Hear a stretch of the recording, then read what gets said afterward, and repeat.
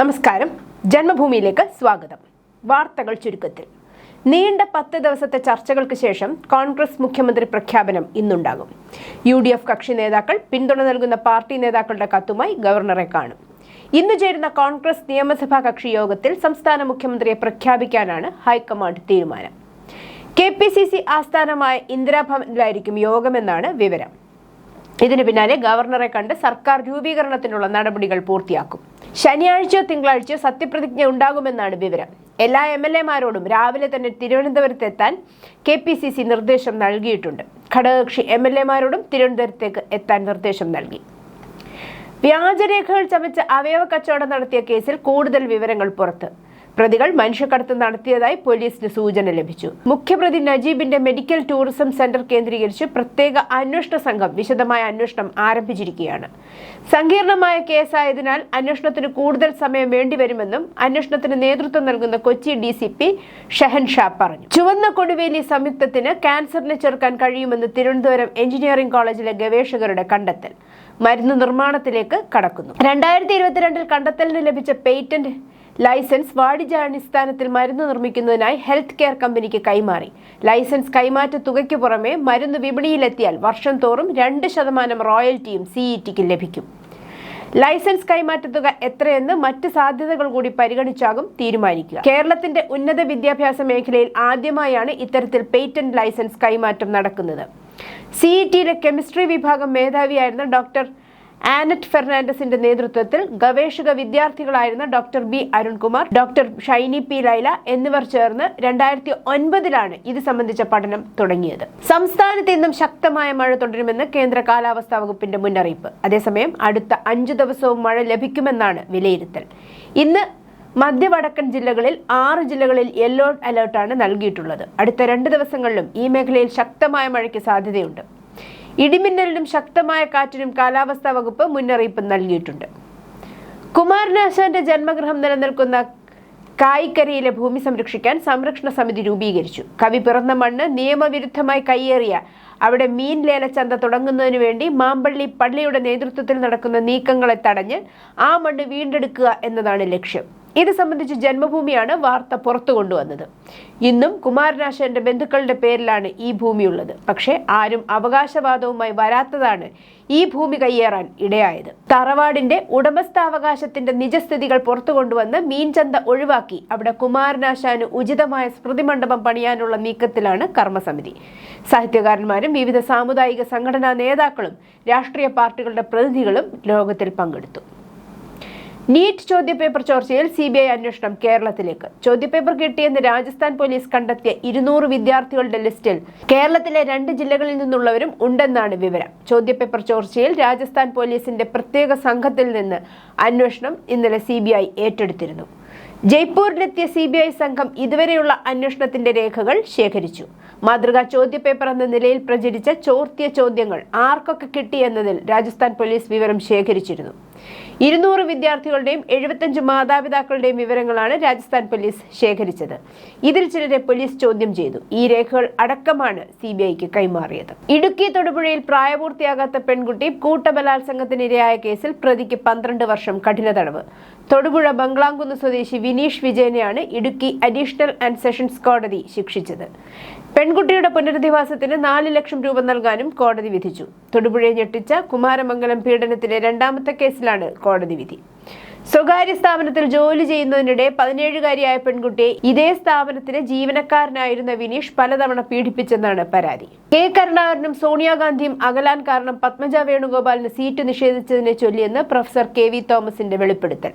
കുമ്പളങ്ങി മുതൽ ചെങ്കോട്ട വരെ എന്ന KV തോമസിന്റെ പുസ്തകത്തിലാണ് തുറന്നു പറച്ചിൽ.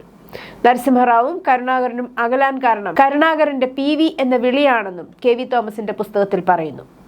4 പതിറ്റാണ്ടോളം കോൺഗ്രസിനകത്തെ ഓരോ നീക്കങ്ങളും അന്തർനാടകങ്ങളും കൃത്യമായി അറിയാവുന്ന ആളാണ് പ്രൊഫസർ KV തോമസ്.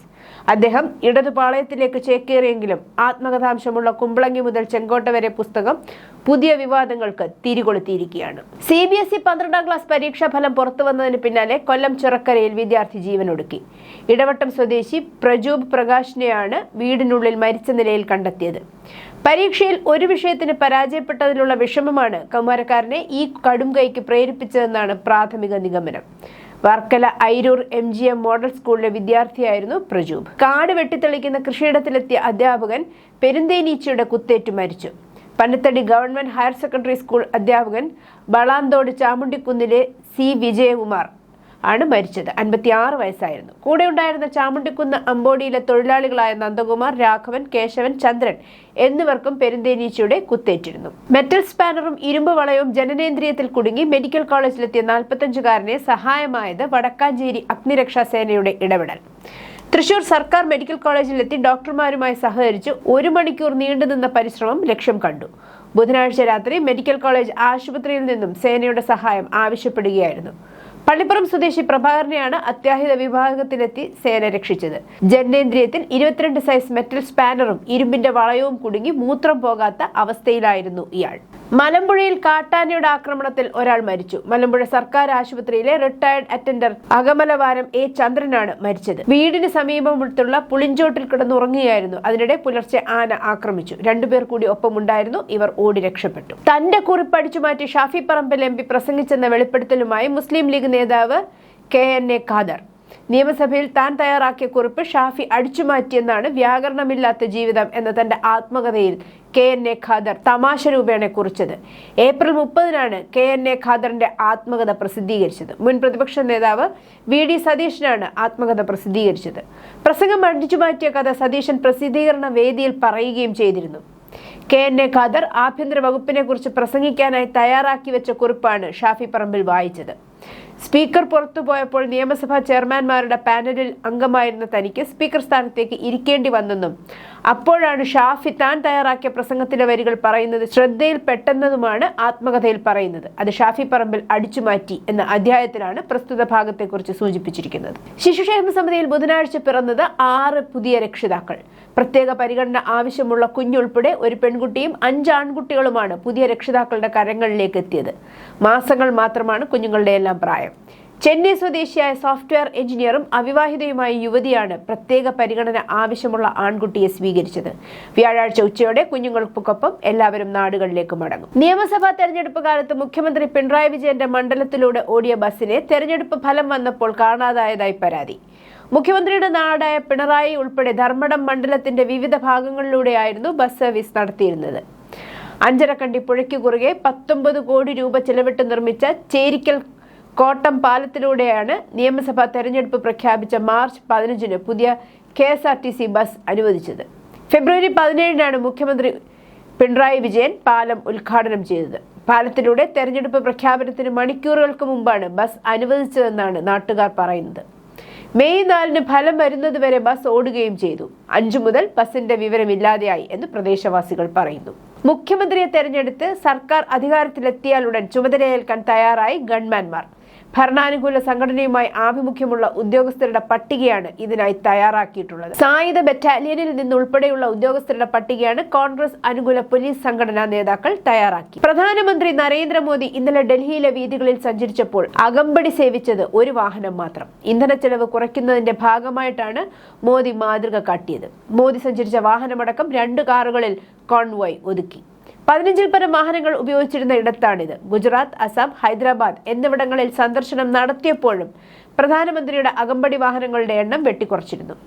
ഇതിന്റെ വീഡിയോ പുറത്തു വന്നതോടെ നിങ്ങളുടെ വാഹന വ്യൂഹം വെട്ടിച്ചുരുക്കരുതെന്നും വിഡ്ഢികളായ കോൺഗ്രസ് നേതാക്കൾ പറയുന്നത് കേൾക്കരുതെന്നും ലോകമെമ്പാടും നിന്ന് അപകട സാധ്യതയുള്ളതിനാൽ കൂടുതൽ വലിയ വാഹന വ്യൂഹം ആവശ്യമാണ് എന്നുള്ള കമന്റുകൾ കൊണ്ട് നിറയുകയാണ് സമൂഹ മാധ്യമങ്ങളിൽ. ഒരാൾ ഹിന്ദുവായി തുടരാൻ ക്ഷേത്രത്തിൽ പോകണമെന്നോ ആചാരം അനുഷ്ഠിക്കണമെന്നോ നിർബന്ധമില്ലെന്ന് സുപ്രീം കോടതി.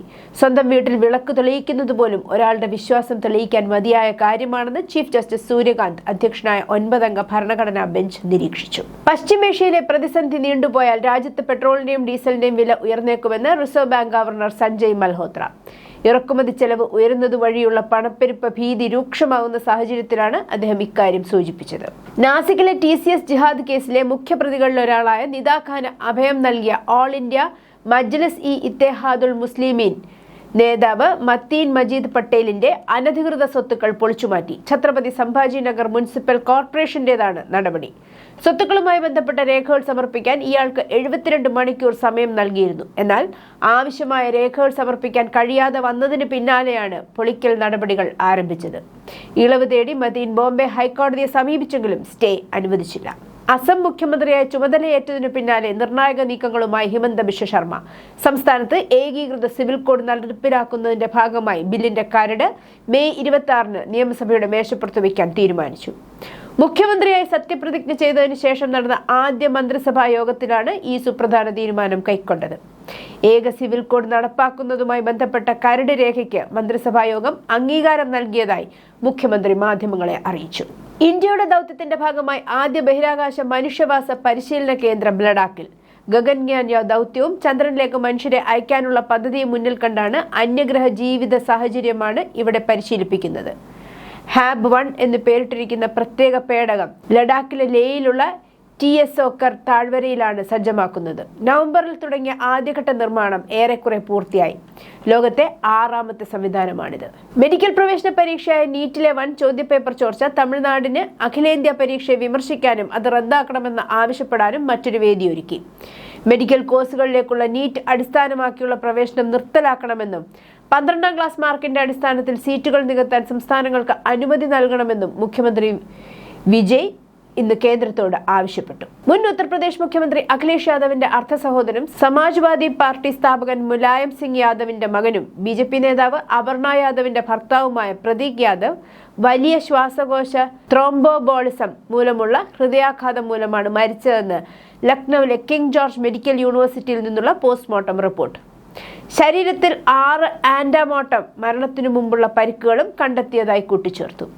ശ്വാസകോശത്തിലെ ശ്വാസകോശ ധമനികളിൽ ഒന്നിൽ ഉണ്ടാകുന്ന തടസ്സമാണ് പൾമനറി ത്രോംബോബോളിസം. സാധാരണയായി കാലുകളിൽ നിന്നോ ശരീരത്തിന്റെ മറ്റു ഭാഗങ്ങളിൽ നിന്നോ രക്തം കട്ടപിടിക്കുന്നത് മൂലമാണ് ഇത് സംഭവിക്കുന്നത്. ഇറാൻ യുദ്ധം, വ്യാപാരം, തായ്വാനിലേക്കുള്ള US ആയുധ വിൽപ്പന എന്നിവയെക്കുറിച്ച് ചൈനീസ് പ്രസിഡന്റ് ഷീ ജിൻപിങ്ങുമായി ഏറെ പ്രതീക്ഷയോടെ കാത്തിരുന്ന ചർച്ചകൾക്കായി US പ്രസിഡന്റ് ഡൊണാൾഡ് ട്രംപ് ബുധനാഴ്ച ബീജിംഗിലെത്തി. ട്രംപിനെ Chinese vice president Han Zheng ടാർമാക്കിൽ സ്വീകരിച്ചു. US, ഇസ്രായേൽ, ഇറാൻ യുദ്ധകാലത്ത് UAE president Mohammed bin Zayed al നഹ്യാനുമായി രഹസ്യ യുദ്ധകാല കൂടിക്കാഴ്ച നടത്തിയതായി ഇസ്രായേൽ പ്രധാനമന്ത്രി ബെഞ്ചമിൻ നെതന്യാഹുവിന്റെ ഓഫീസ് ബുധനാഴ്ച അവകാശപ്പെട്ടു. എന്നാൽ അത്തരമൊരു സന്ദർശനമോ വെളിപ്പെടുത്താത്ത ക്രമീകരണമോ നടന്നിട്ടില്ലെന്ന് അബുദാബി പറഞ്ഞു. പശ്ചിമേഷ്യയിലെ യുദ്ധം കൊടുമ്പിരികൊണ്ടിരിക്കെ മാർച്ച് 26-ന് എമിറാത്തി നഗരമായ അൽ ഐനിൽ വെച്ച് ഇസ്രായേൽ നേതാവ് ഷെയ്ഖ് മുഹമ്മദ് ബിൻ സായിദിനെ കണ്ടതായി നെതന്യാഹുവിന്റെ ഓഫീസ് എക്സിൽ പോസ്റ്റ് ചെയ്ത പ്രസ്താവനയിൽ പറഞ്ഞത്. News desk Janmabhumi.